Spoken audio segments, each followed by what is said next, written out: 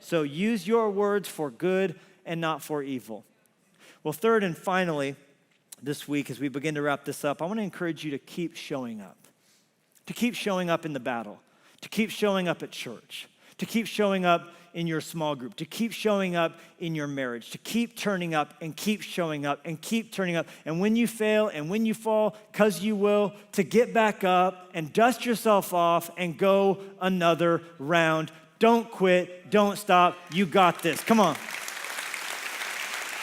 I love stories of perseverance, especially in business and the creative world. I have in my pocket a Leatherman knife. I came across the story of the man who started the Leatherman Corporation. Tim Leatherman's his name. He had this idea for a pair of pliers that would also have a pocket knife on them. That didn't exist at one point, and so he thought, I'll make it. Turned out it was harder than he thought, and he spent almost 3 years working on it till he got the patent.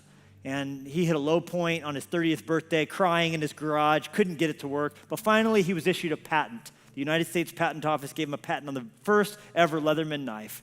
And then he had to try and sell it, but no one would buy it. He went to store after store. He went to the U.S. Army. He went to the Stanley Company, just all over. He received 500 rejection letters for his device. No one wanted to buy it because it was too much of a knife for the tool company and too much of a tool for the knife companies. So he almost hung the whole thing up until a friend encouraged him to send one more letter, which he sent to the store Cabela's. And they said, we don't know. We'll buy a couple. We'll do a test run.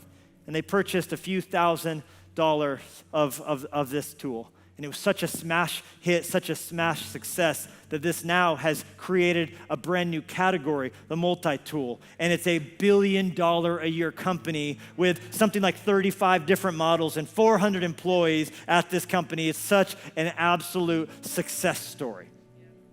And I think his story of 8 years of perseverance really shows what it takes to win the war. Now, before we pray, and we're about to, you might be saying to me, that's all great, Levi. Keep showing up, got it. But what about Larry and Chrissy? Because, man, we need to know how they got out of the ice. Well, as the story goes, just before they drowned, Larry, in the video I was watching, talked about how his hands fell to his side and he realized he had a Leatherman in his pocket. And he opened it up and made pliers out of it, and he was able to grab it and stab the edge of the ice and pull him and his wife out. And at the end of the video I watched, it showed him and meeting Tim Leatherman and thanking him.